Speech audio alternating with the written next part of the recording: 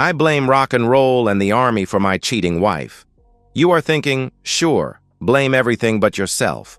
While I am at it, why not blame minorities, various religious groups, the CIA, and alien telepaths? I am nuts, but I am not that nuts. What I was almost deaf. That is where music and the military come in. Puberty and rock and roll hit me simultaneously. I rocked as a guitarist and equipment tech. I could bore you with name-dropping, with Mesa Boogie this and Alembic that and whatever other gear. Big deal. It was loud. I played it and I fixed it. And it was loud. And I got plenty of attention from the opposite sex. And it was loud. It also was not a sustainable career. Events persuaded me at age 24 to enlist in the U.S. Army as a communications electronics technician. I already knew audio electronics. Military gear was no big thing. I was assigned to a combat unit with the slogan, "Field Artillery," means never having to say, "I missed." The rolling stock were 155mm self-propelled howitzers. These looked sort of like battle tanks, but with big guns. Real big, loud guns. Mostly I worked on gear in our motor pool's radio shop. But if stuff broke in the field, guess who made house calls? Yup, good old Dr. Sparks. Me. And if repairs were needed during a live fire, I was there, earplugs stuffed futilely into my ear holes while massive concussions shook me. Artillerymen, known as gun bunnies, have a well-deserved reputation for being peculiar, their brains shaken loose by shock. Did I stop listening to loud music while I hung around really big loud guns? Duh. Some good bands played at on and off post clubs, good loud bands. And I still enjoyed an active social life. One enlistment was enough, not just for me, but for the Army. I flunked the hearing portion of my pre-re-enlistment physical. Sayonara, mother flippers. Post-separation events persuaded me to set up shop in the quaint, cheap, trendy Sellwood neighborhood of Portland, Oregon. I leased a little 2-story building, shop space downstairs, apartment upstairs. Set up shop. I know what you are thinking. Oh ho, he does security electronics and surveillance cameras and stuff, and that's how he caught his wife cheating. Wrong. I just did normal electronics maintenance, anything except loud sound systems. And I did not have a wife yet. I found a wife the easy way. I ran into her. No, not with a motor vehicle. We were each jogging on sidewalks in a storefront business area. We intersected at a blind corner. Maybe, if I was not half deaf, I might have heard her approaching footfalls. Maybe. Maybe not. Pow! We collided hard at that corner. I helped the leggy blonde up from her unwanted sitting position on the sidewalk below the corner light post. Like me, she wore bright running gear from the nearby Columbia Sportswear outlet store. I'm really sorry, are you all right? I stammered. I was almost tongue-tied because she was stunningly beautiful.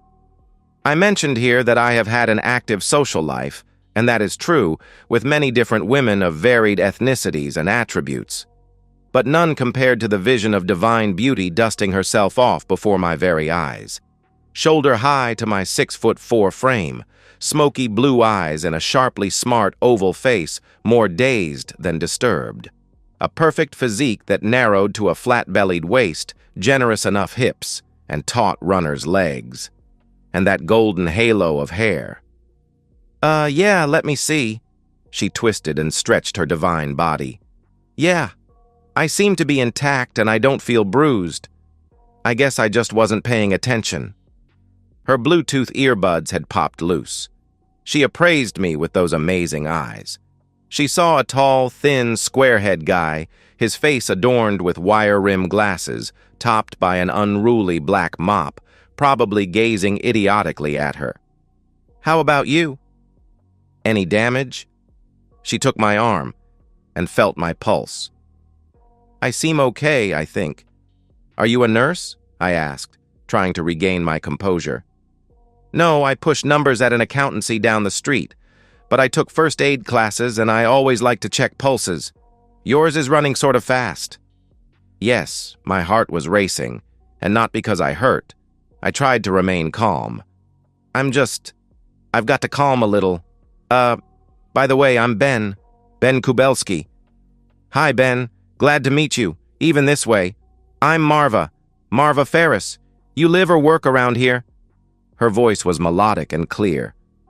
"My shop's just around the corner. I live upstairs. Funny I haven't run into you before. I mean, no, I don't mean like this, but..." Her laughter was as musical as her body was glorious. "I know what you mean," Marva exclaimed. "I just transferred here from across town. I could have commuted from my old place in the Pearl District, but I moved in with some so-so roommates here so I can walk to work. I didn't expect to run into guys this way. Yeah, this has been an interesting meeting. Look, I've got to go open my shop now. My morning jog time is over," I said, reluctant to end our encounter. "And I've got to clean up and get to the office." She finished brushing herself off. "I hope I don't seem too pushy, but could I interest you in lunch later? There's good bistro food at the Oak Bottoms pub." I gestured at the building facade across the street. "I usually close up between 1 and 2. "One's a good time for me. Right over there?" "Sure, I'll meet you then," Marva agreed with a bright smile. She felt my pulse again. "A little slower. Good. Don't die before you buy me lunch, okay?" OBP had a noisy lunchtime crowd. Sandy, the waitress, was as sultry and snarky as always. She seated us between chatterers. Marva and I had to almost shout to be heard. "What? I can't hear you," I said, cupping my ear. I said, "Do you ever miss not being in the army anymore?" Marva repeated, raising her voice. "Oh, that. No, it wasn't bad, but I'm sure glad to be a civilian again." That was our first date. Our second date was that night, a fine, late happy hour feed down the road at Garibaldi's. Our third date was breakfast the next morning. Breakfast in bed. My bed. We shared a beautiful morning together, and Marva abandoned her so-so roommates and moved in with me at the end of the month. I proposed a month later. We wed before the end of summer. I should describe the good-sized apartment above my shop. The living room was in front alongside the kitchen dining room overlooking the street. The master bedroom and bath were in the back with a small grassy yard below. 2 smaller bedrooms and a shared bath faced the hallway off the stairs climbing from the street door. We designated one of the smaller bedrooms as the nursery for when we had kids. The other was a spare bedroom for infrequent guests or whatever. I stored special electronics under that spare bed and in that room's closet. Special means sensitive gear I just did not want to leave in the shop, gear I absolutely did not want to be stolen. Marva and I had a good life. The first year just seemed to whiz by. I know Marva was sometimes frustrated at my increasing deafness. She tired of having to yell at me to be heard. "What? I can't hear you!" I shook my head again. So did she. I said, too many of our conversations proceeded thus. The condition is called tinnitus, ringing in the ears. More than ringing, really. Do you remember those old cartoons with steam whistle factories exploding? That was about what I constantly heard.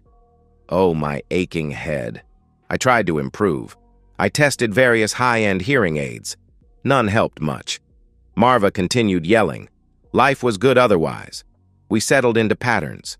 We would start our mornings together, eat breakfast, and go to work.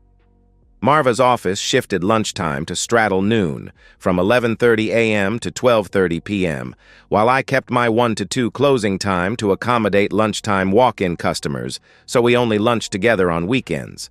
But after work, we dined nicely, often went out dancing, and returned home for quality time to drive us to sleep. Yes, life was good. One of my regular customers was a sound man for a punk club with atrocious acoustics and a screaming clientele. He passed me a tip. "Hey, Benny, your ears are still totally messed up, right?" Sam asked, leaning over the counter. "What? I can't hear you?" This was my common punchline now. I said, Sam raised his voice enough. "Well, I know this gal. She's a medical researcher, works with nerve damage, that kind of stuff. And she told me her group's got an experimental treatment that regrows nerves. They're looking for test subjects to try out the stuff. No injections, nothing invasive, But she says they put their lotion or potion or whatever on deaf rats' ears, and now they can hear again. So I thought maybe you might—" Yes, I was definitely interested. I visited the lab over several of my lunch hours. I did not tell Marva about this. I did not want to raise her hopes if there was a chance of failure. Guess what? It worked. The tinnitus decreased rapidly. My hearing tested as totally normal within a week of the first squirt of juice into my ear canals. The good news came on a Thursday. I did not tell Marva yet. I planned a celebration, a very quiet celebration, for Friday night. Dinner in an almost silent Zen eatery. We whispered back and forth. No more shouting. Friday morning passed as usual. A walk-in customer arrived a little before noon. As we discussed his problem, I noticed a squeaking noise from upstairs. It seemed to come from the spare bedroom area. I could not turn the client away to investigate immediately. He left a few minutes later and I switched on my spare room spy cam. "Hey," you might protest. "You said you don't do security electronics and surveillance cameras and that kind of stuff. You lied." "Not exactly.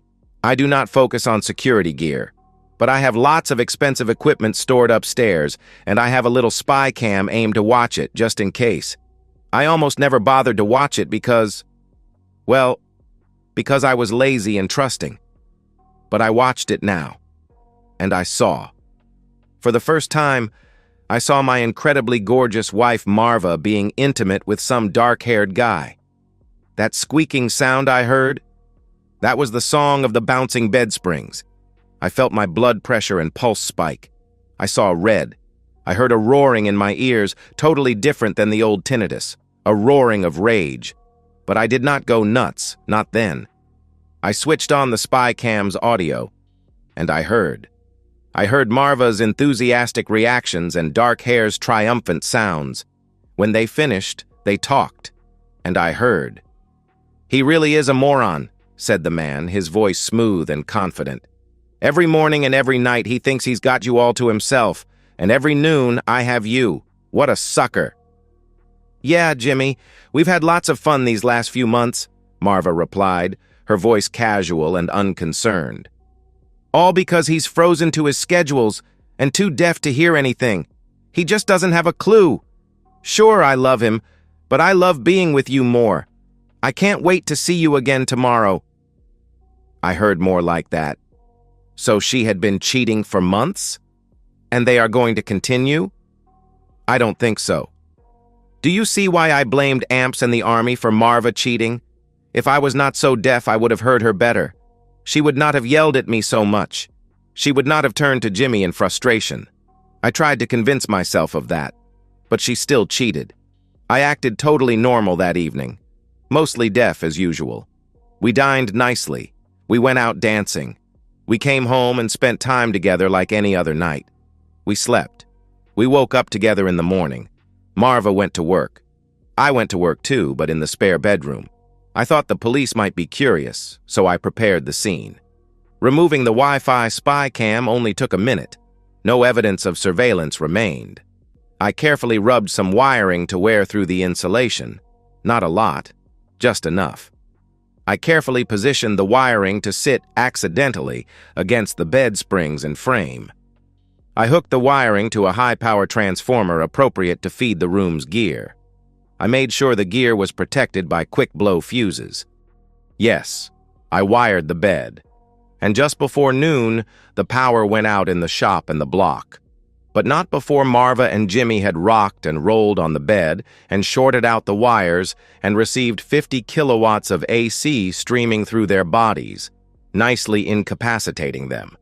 Their agonized screams filtered down from upstairs. I cupped my hand to my ear and said quietly, "What? I can't hear you." I didn't actually want to kill them, just teach them a lesson they'd never forget. The setup was designed to deliver a powerful but non-lethal shock, enough to cause extreme pain and temporary paralysis.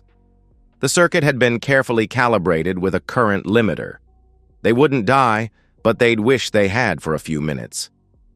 As their screams subsided to whimpers, I calmly walked upstairs. I had already cut the power entirely, ensuring no further electricity would flow. When I opened the door, I found them both sprawled on the bed, clothes disheveled, hair standing on end, both conscious but unable to move properly. "Marva, Marva, Marva," I said, shaking my head slowly. "I've been deaf, but not blind, and as of yesterday, not deaf anymore either." Her eyes widened in shock and confusion as Jimmy groaned beside her. "What? How?" she stammered, her limbs still twitching from the shock. "Medical miracle," I said, tapping my ear. "Experimental treatment. I can hear everything now, including all the things you two just said about me." Jimmy tried to sit up but couldn't quite manage it. "Listen, man, we can explain—" "No need," I interrupted, my voice calm and controlled. "I heard your explanation already. He's a moron, wasn't it? What a sucker. I think I've got the gist." I walked to the window and gazed out for a moment, then turned back to them. "The police will be curious about the power outage. They'll find exposed wiring that accidentally came into contact with the bed frame. Such a terrible accident. You're both lucky to be alive. The doctor will say that." "Doctor?" Marva whispered, tears in her eyes. "Oh yes," I nodded. "You'll need medical attention. Nothing permanent, I made sure of that. But enough to remember this day. Enough to give me time." "Time for what?" Jimmy asked, his voice hoarse. I smiled thinly. "Time to disappear. By the time you're both released from the hospital, I'll be gone. So will all my equipment and all our joint accounts will be emptied. Call it the price of betrayal." Marva began to sob. "Ben, please, it wasn't what you think." "Really?" "Because I think it was exactly what I heard. Two people gleefully betraying someone who trusted them, planning to do it again and again. What did I miss?" The silence was heavy, broken only by the distant sound of sirens. "That'll be the fire department, responding to reports of smoke from an electrical fire," I said calmly. "They'll find you both. They'll get you help. And they'll discover the unfortunate wiring accident that could have killed you but mercifully didn't." I leaned in close to Marva. "You could have just asked for a divorce if you were so unhappy. I would have given you everything you wanted. Instead, you chose this." I straightened up. "I'll leave the front door unlocked for the emergency responders. Goodbye, Marva." As I walked out, I heard her call after me. "Ben, please don't go." I cupped my hand to my ear again, a bitter smile on my face. "What? I can't hear you." 6 months later, I was settled in Austin, Texas. The music scene there reminded me of my younger days, except I wore industrial-grade ear protection now. My new electronics repair shop was already developing a solid reputation, especially among the local musicians. The newspaper clipping from Portland sat framed on my wall, partly as a reminder, partly as protection. The headline read, "Bizarre Electrical Accident Injures Two. Husband Missing." The article detailed how an electronics technician's wife and her colleague had suffered non-fatal electrical injuries when faulty wiring in their home came into contact with a metal bed frame. Investigators ruled it an unfortunate accident, though they noted the husband's mysterious disappearance. The police spokesman was quoted saying they had no reason to suspect foul play, but wanted to locate the husband to ensure his safety. I knew they'd never connect Ben Kubelski from Portland with William Jackson in Austin. I'd been careful. New identity, new social security number. Amazing what you can arrange with the right contacts from your Army days. New look. I'd grown a beard, dyed my hair sandy brown, started wearing contacts, and put on 20 pounds of muscle at the gym. The bell above my shop door jingled, and I looked up to see a woman enter. She was petite, with dark curly hair and warm brown eyes. "Hi there," she said with a smile. "The music store down the street said you're the best at fixing vintage amps." "I do all right," I replied, returning her smile. "What can I help you with?" She placed an old Fender Bassman on the counter. "This belonged to my dad. I'm learning to play bass, and I'd love to use his amp, but it's been sitting in the attic for years." I nodded, already examining the classic piece. Good choice. These are built like tanks. I can probably have it humming again in a couple of days. That would be amazing, she beamed. I'm Elena, by the way. Elena Rodriguez. I just moved here from San Antonio. Bill Jackson, I replied, extending my hand. Welcome to Austin. Our hands touched, and I felt a slight spark, just static electricity, nothing like the current I'd used on Marva and Jimmy. Still, it made us both laugh. Sorry about that, I said. Hazard of the trade? No problem, Elena replied, her eyes lingering on mine a moment longer than necessary. So, do I leave my number or? That would be perfect, I said, sliding her a form to fill out. As she wrote, I noticed she wasn't wearing a ring. I also noticed she wrote her personal cell number under best contact rather than using the business line option. When she left, promising to check back in a few days, I felt something I hadn't experienced in months. A sense of possibility. I wasn't ready to dive into anything serious, not yet. The wound was still healing. But it was nice to feel normal again, to have a conversation with an attractive woman without wondering what she was hiding. That evening, as I worked on Elena's amp, I thought about Marva. I wondered if she'd recovered fully, if she was still with Jimmy, if they ever talked about what happened. I wondered if she ever truly loved me at all. The thoughts didn't hurt as much as they once had. The rage had subsided to a dull ache, and even that was fading. I hadn't intended to almost kill them, despite what they might believe. I just wanted them to feel a fraction of the pain they'd caused me. The power surge had been calculated, painful, traumatic, but survivable. And in a way, they'd done me a favor. If I hadn't caught them, how many years would I have wasted on a marriage built on lies? How much more betrayal would I have unknowingly endured? I tested the amp, adjusting a few components and smiling as the warm tube sound filled my workshop. By the time Elena returned, it would be perfect, better than new. As I put my tools away, I glanced at the newspaper clipping again. That chapter of my life was closed now. Ben Kubelski was gone, and so was his faithless wife. Bill Jackson had a new life, a new beginning, and maybe, just maybe, better days ahead. I reached up and touched my ear, marveling again at the silence. No more tinnitus, no more ringing, no more missing parts of conversations. I could hear everything now. The hum of the refrigerator, the traffic outside, the neighbor's dog barking down the street.